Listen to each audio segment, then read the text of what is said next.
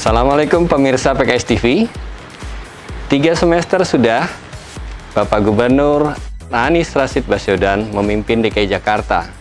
Meskipun di tengah jalan ditinggalkan oleh pasangannya yaitu Wakil Gubernur Salahuddin Sandiaga Uno, namun pembangunan di Jakarta berjalan dengan pasti.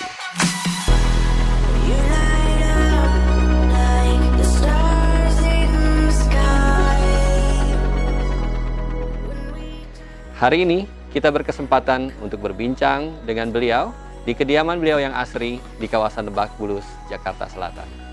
Mari kita ketemu Pak Anies Baswedan. Assalamualaikum. Waalaikumsalam. Apa kabar? Baik, alhamdulillah. Ahlan wa sahlan. Ahlan wa sahlan. Sabtu Minggu tetap sibuk ya? Alhamdulillah. Untung sibuk. Nggak sibuk malah repot nantinya.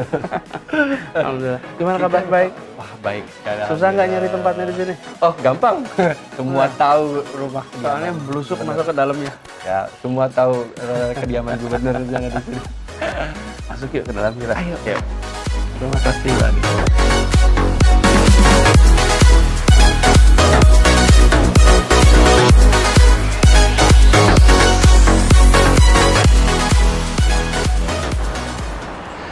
Pemirsa PKS TV, saat ini saya sudah berada di pendopo kediaman Bapak Anies Rashid Baswedan, Gubernur DKI Jakarta.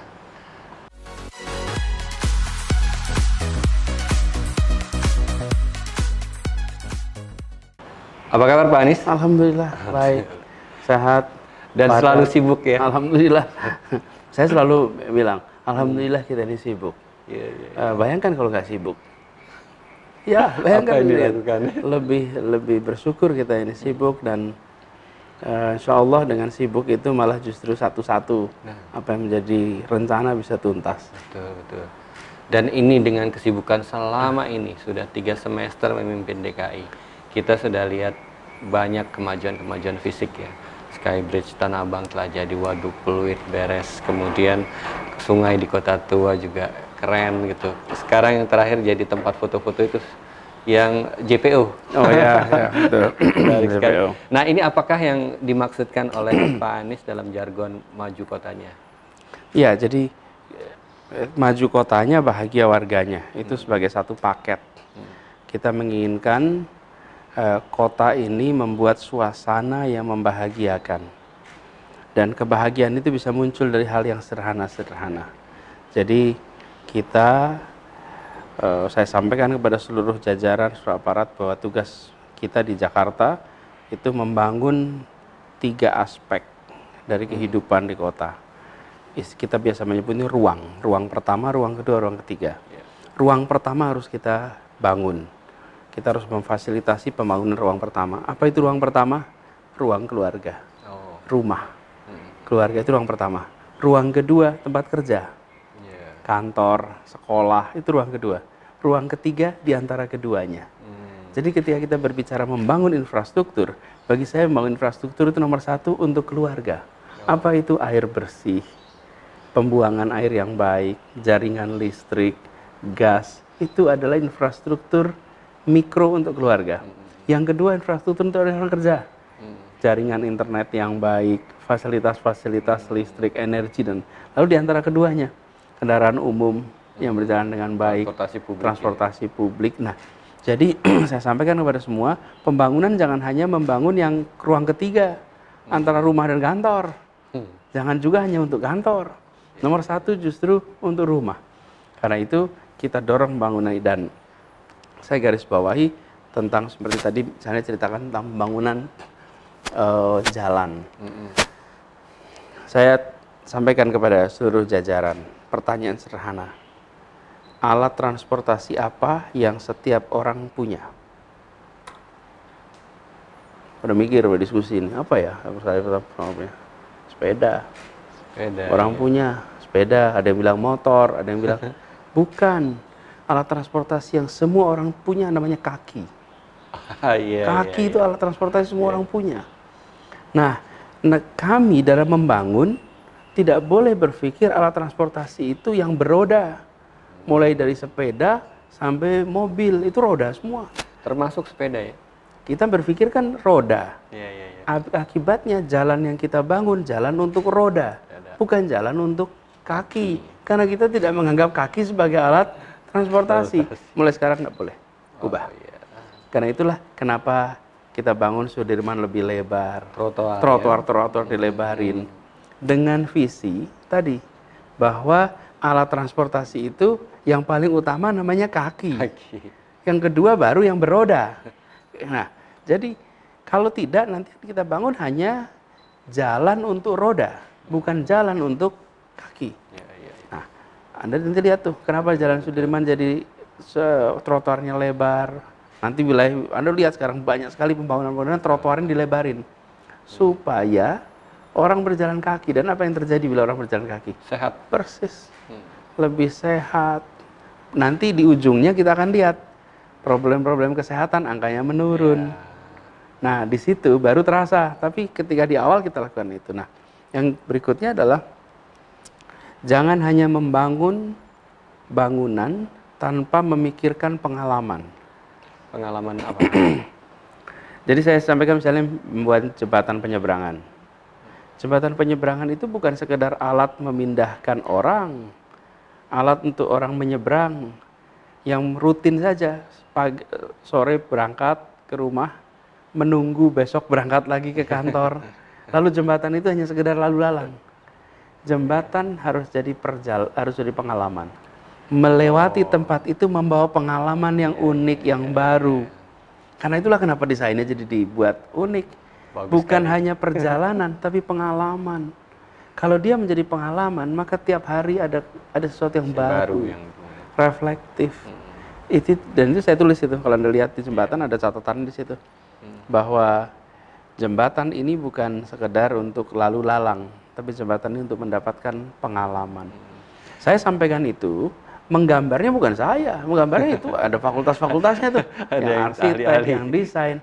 Tapi intinya adalah saya ingin orang lewat di sini merasakan pengalaman. Nah, insya Allah dengan cara-cara ini kita berharap kota Jakarta menjadi kota yang mengantarkan kepada kebahagiaan. Dan insya Allah mudah-mudahan dengan kebahagiaan itu, maka keberkahan ridho Allah juga hadir di tempat ini. Ya, amin, amin. Jadi pembangunan fisik pun yang dilakukan oleh Pemprov DKI Jakarta memang arahnya memang menuju meningkatkan indeks kebahagiaannya. Tentu. Nah, terkait dengan indeks kebahagiaan ini kan terkait juga dengan banyak hal ya, kalau nggak salah itemnya banyak sekali. Tingkat religiusitas, rasa keamanan dan sebagainya. Kalau dalam penilaian Pemprov sendiri, Pak Gubernur yang memimpin Pemprov ini, sudah sejauh apa pemerintahan Provinsi DKI Jakarta mencoba menghadirkan berbagai aspek indeks kebahagiaan tersebut? Ya, indeks kebahagiaan itu ada variasinya ya, macam-macam. Ada yang ada variabelnya sedikit, ada yang banyak. Bahkan sampai ada yang 39 variabel. Ada yang 8 variabel. Nah, jadi yang kita dorong adalah seperti tadi, Mas. Saya bertanya hal-hal dasar yang biasanya tidak ditanyakan. Untuk kita membuat semua kita di pemerintahan merancang tempat-tempat, merancang ruang-ruang, baik itu ruang ketiga tadi, yang membangun interaksi sehingga muncul suasana kebahagiaan. Fasilitas-fasilitas sederhana itu kita lakukan. Jadi misalnya begini, kalau datang ke taman, orang kalau datang ke taman itu mereka akan lihat taman, lalu akan melakukan apa ya di sana. Saya garis bawahi begini, taman itu ada 2 jenis. Kalau bahasa Inggris beda ini. Yang satu namanya garden, yang satu namanya park. Kalau garden itu untuk dilihat, kalau park itu untuk bermain. Kalau garden rumputnya nggak boleh diinjak. Kalau park rumputnya untuk diinjak-injak. Karena di situ bermain. Beda ya konsepnya. Betul. Begitu kita melihat taman di Jakarta, konsepnya apa selama ini? Kayaknya tidak ada Garden. konsepnya. Arahnya garden untuk Garden, ditonton. iya, betul. Contoh. Kalau ada orang lewat di rumput, dipotret, diprotes, lihat tuh tulisannya betul, dilarang iya. menginjak rumput. Iya, iya, iya, Loh. betul. Lapangan sebesar Monas kita tempatkan sebagai garden atau park? Kita tempatkan sebagai garden. Sekarang ini garden. Nah, sekarang kita ubah. Itu adalah park. Oke. Silahkan bermain. Lalu ketika orang bermain, mereka akan bolak-balik datang ke situ. Karena memang bisa bermain di sana. Jadi diubah konsepnya menjadi park, bukan semata garden. Kalau garden nggak untuk diinjak-injak. Iya. Sekarang kita lagi mengubah taman yang ada di Semanggi. Oke. Anda lihat putaran Semanggi itu? Putaran Semanggi. Itu nanti itu garden atau park? Garden untuk Garden. ditonton aja. Semua taman-taman kita hampir semuanya garden, bukan park. Di mana unsur kebahagiaan akan muncul kalau kita hanya menonton dari jauh. Ini contoh. Betul, betul. Jadi ini sekarang kita ubah satu-satu dan fasilitas-fasilitas sederhana yang tidak disiap. Misalnya saya beri contoh. Kalau ada keluarga datang sore sampai maghrib, di mana mereka bisa sholat? Iya, fasilitas. Nggak ada. Sholat. Anda lihat ke Monas, pada main, nggak ada sholat, nggak bisa. Misalnya, oh iya ya. Jadi saya itu biasanya tidak pakai instruksi, saya pakai pertanyaan. Saya kalau mau sholat di sini, di mana ya tempatnya? Di mana ya? Nah, nggak ada jawabannya. Ayo siapkan jawabannya. Jadi mulai sekarang kita di Monas itu, Anda akan bisa lihat dibuatkan tempat wudhu, cuman pancuran aja banyak ada pancuran-pancurannya. Lalu disiapkan soft untuk sholat. Tidak buat kamar kecil, tidak buat gedung, tidak buat apapun. Hanya disiapkan tikar-tikar di beberapa tempat sehingga orang bermain bisa tidak terhalangi karena mereka tidak harus pulang karena adzan maghrib sudah tiba. Mereka bisa di situ. Terus setelah selesai maghrib mau main lagi di situ boleh. Asar di situ boleh. Jadi yang namanya kebahagiaan itu kita lihat ada indeksnya, ada ukurannya, tapi pada akhirnya kita harus memunculkan pertanyaan-pertanyaan dasar. Apa yang menjadi kebutuhan dasar dari masyarakat? Bila itu terpenuhi, insya Allah itu babak awal untuk bisa merasakan kebahagiaan. Kalau Pak Anies sendiri melihat bagaimana, artinya kan sebuah pembangunan tanpa partisipasi warganya kan percuma juga. Ya. Nah, sejauh ini partisipasi warga DKI dalam mewujudkan Jakarta maju dan bahagia warganya itu gimana? Ya, alhamdulillah kita sudah mulai sejak Musrembang ini, musyawarah perencanaan pembangunan itu dengan kita siapkan pendamping Musrembang di level RW. Jadi ketika merumuskan apa menjadi kebutuhan level RW, kemudian kelurahan, kecamatan itu ada pendampingnya, kita bisa dapat masukan. Lalu yang kedua, di dalam penyusunan kebijakan kita undang pusat-pusat penelitian, pusat kajian di bidangnya.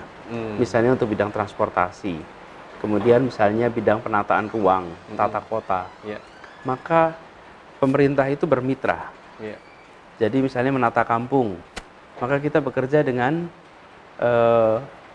pusat-pusat yang terbiasa bekerja dengan masyarakat kampung. Hanya dunia akademik atau? Tidak, justru kebanyakan dari aktivis-aktivis. Oh, oke. Jadi dengan akademik tentu ada. Misalnya untuk kesehatan kita dengan Universitas Indonesia, perencanaan kesehatan ada. Lalu ketika implementasi kita dengan masyarakat.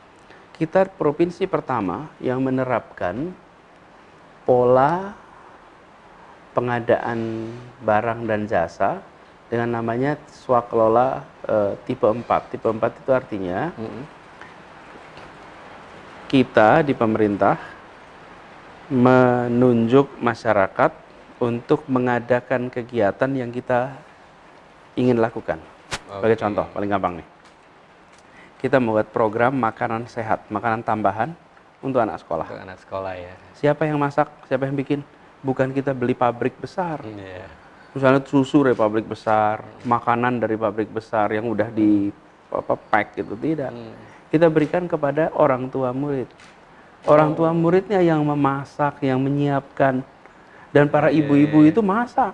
Untuk siapa? Untuk anak mereka.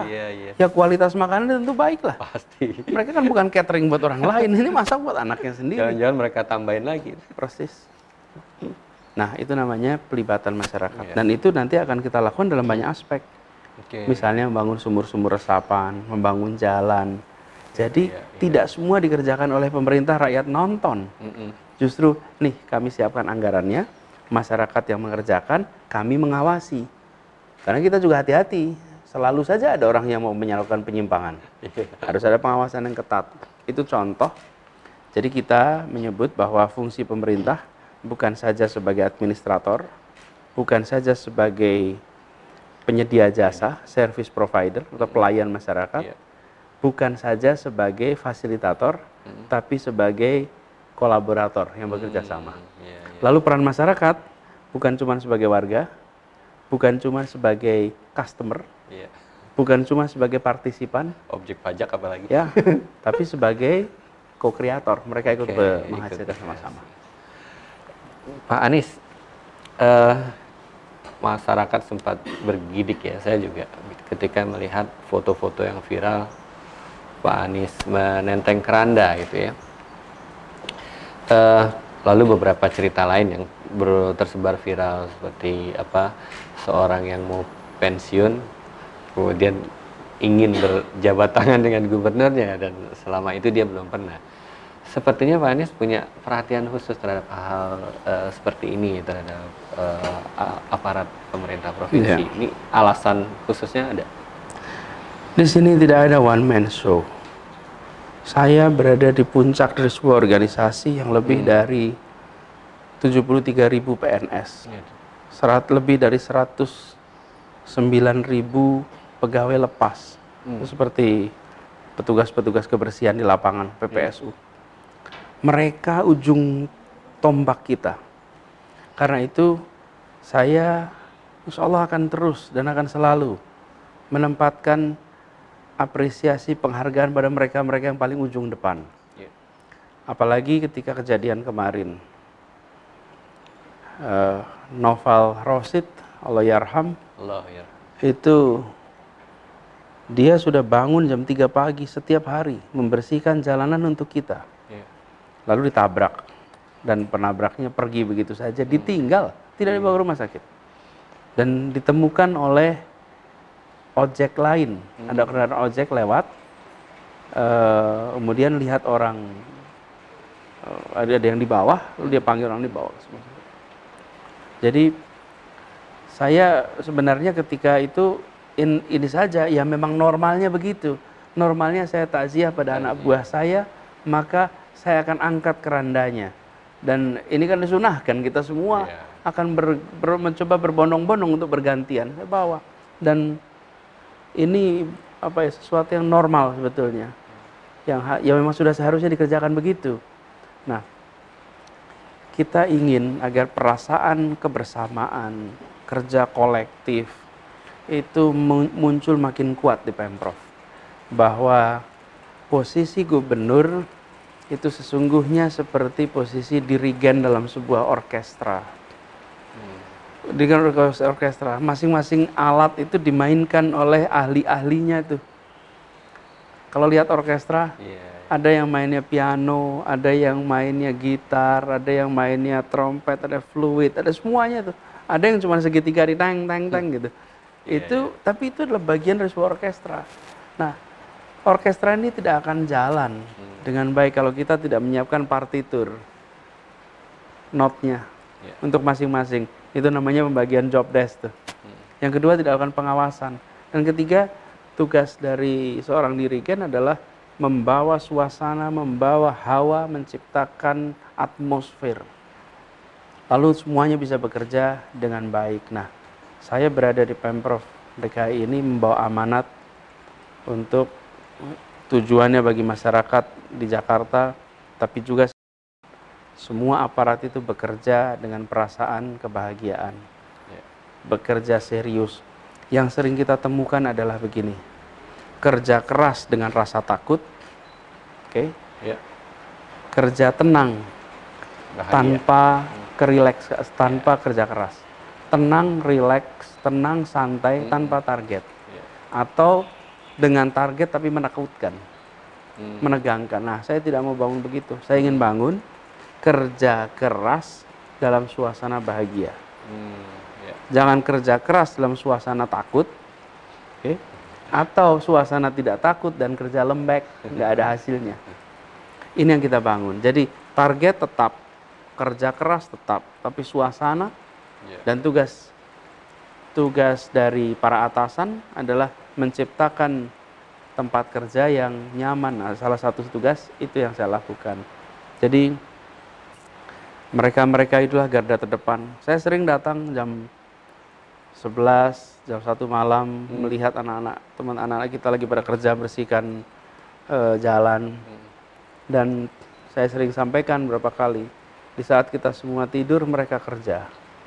Dan sama seperti MRT yang kemarin diresmikan. Itu kebetulan kan tempatnya di sini. Iya, dekat. Jadi saya bertahun-tahun lewat tiap malam. Saya pulang jam 10, jam 11. Itu mereka lagi mulai kerja. Dan kos-kosan di sekitar tempat saya ini adalah kos-kosan pekerja-pekerja MRT. Saya berangkat kantor tuh mereka lagi jalan kaki pulang.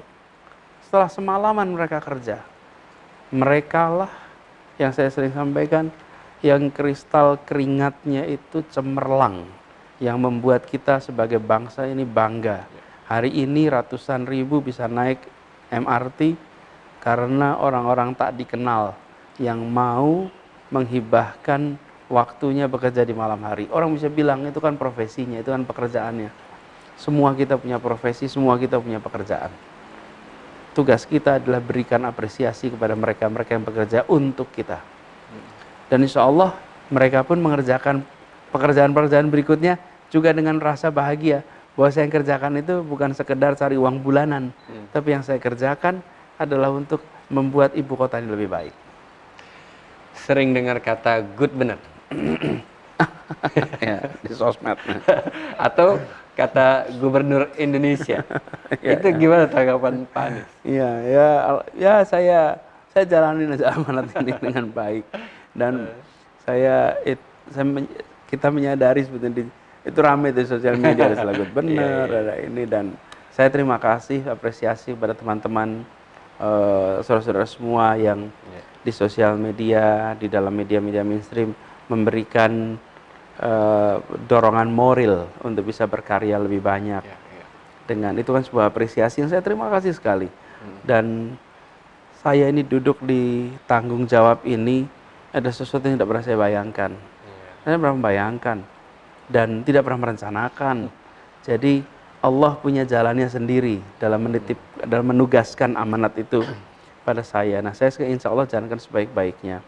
Lalu saya ingin tegaskan bahwa Jakarta itu bukan kota di Indonesia. Ini ibu kotanya Indonesia.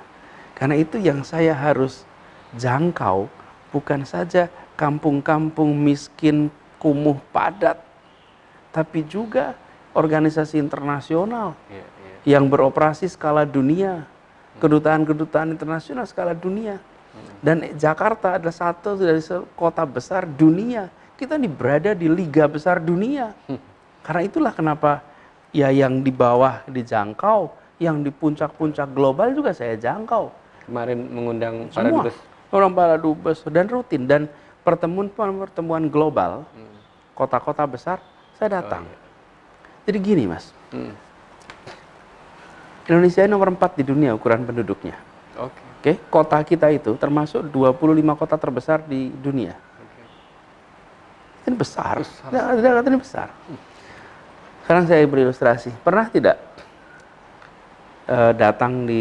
berada di sebuah kampung yang sering rapat kampung, musyawarah kampung. Lalu dalam musyawarah itu ada obrolan. Itu bapak yang rumahnya di situ, rumahnya besar tapi nggak pernah ikut rapat. Ada kan? Selalu ada tuh. Nggak pernah ikut rapat. Rapat RT nggak ikut, ada taklim nggak ikut, ada 17-an nggak datang. Sering kan kita temukan. Itulah wajah kita di dunia internasional kalau kita tidak datang. Dunia itu berkumpul. Ya ini negara nomor 4 di dunia, mana nih nggak kelihatan? Kota Jakarta, salah satu kota terbesar di dunia, mana kok nggak kelihatan? Dan itu disampaikan. Duta besar wali kota Seoul itu bilang, Mr. Governor, whenever we have gathering, we always feel something is missing because the governor of Jakarta is not present. Karena itulah kenapa saya datang, saya ingin tunjukkan bahwa Jakarta ikut bertanggung jawab atas dunia. Itu perintah konstitusi.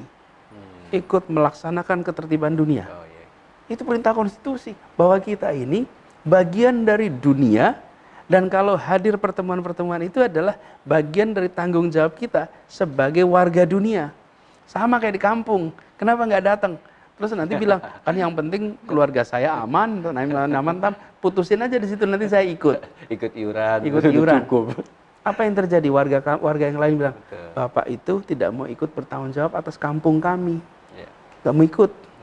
Itu juga yang dirasakan para wali kota ini di semua dunia. Nah, jadi sebagai gubernur di Jakarta, aspeknya itu banyak. Karena ini ibu kota, ya dengan masyarakat kampung, ya dengan masyarakat menengah, ya dengan dunia profesional, tapi juga ya dengan komunitas internasional. Indonesia itu anggota jadi U20. U20 itu Urban 20, itu kira-kira 25 negara besar, kita juga kota besar, kita anggota C40, 4 cities 40, 40 kota di dunia, jadi ada ribuan kota di dunia, ribuan. Kita di top 25, kita top 40.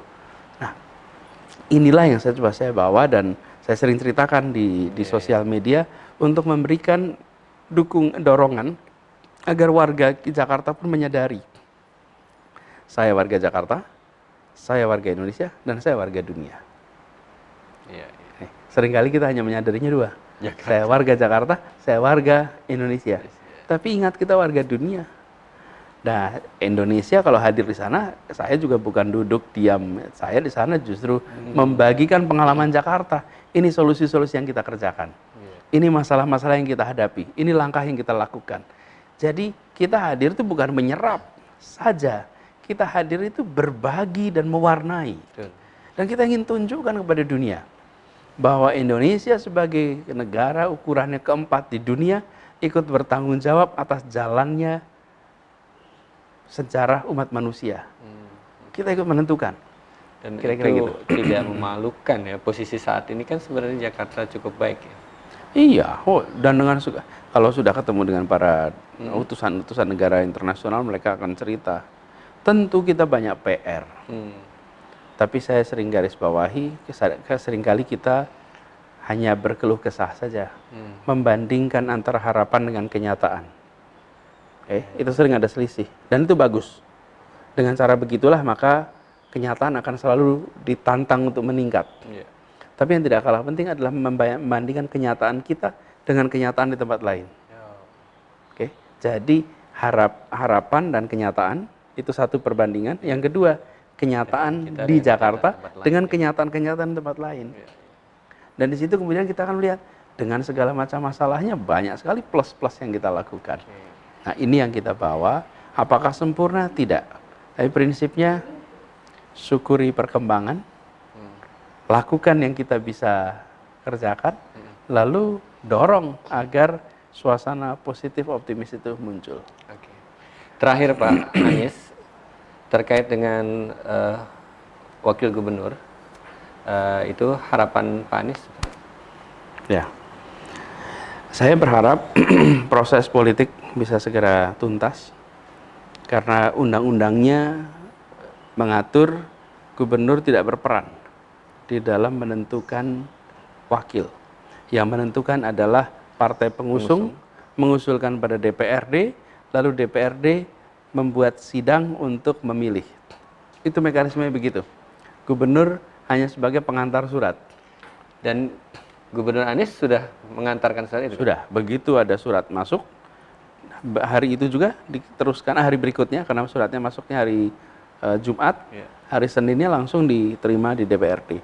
Nah, tapi harapan saya adalah, saya berharap wakil gubernur nanti adalah seseorang yang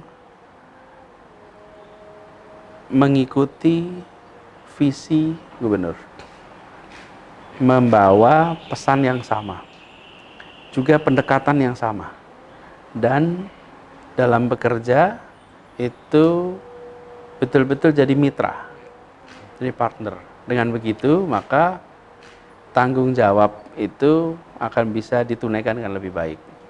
Memang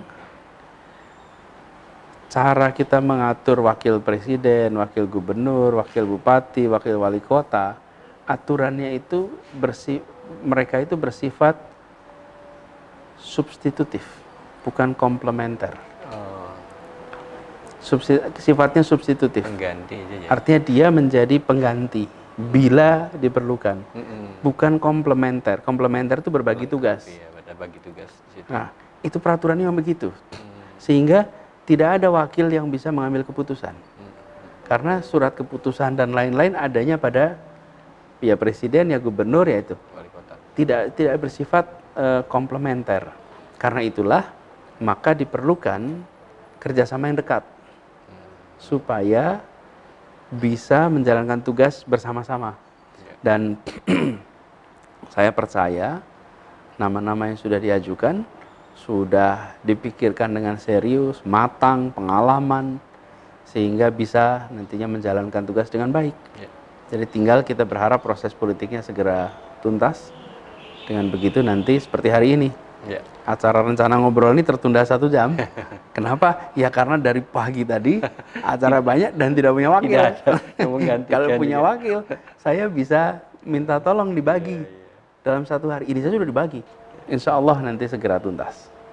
Terima kasih Pak Anies atas waktunya untuk wawancara dengan PKS TV hari ini. Sama-sama, dan saya ingin mendoakan juga mudah-mudahan PKS TV makin maju.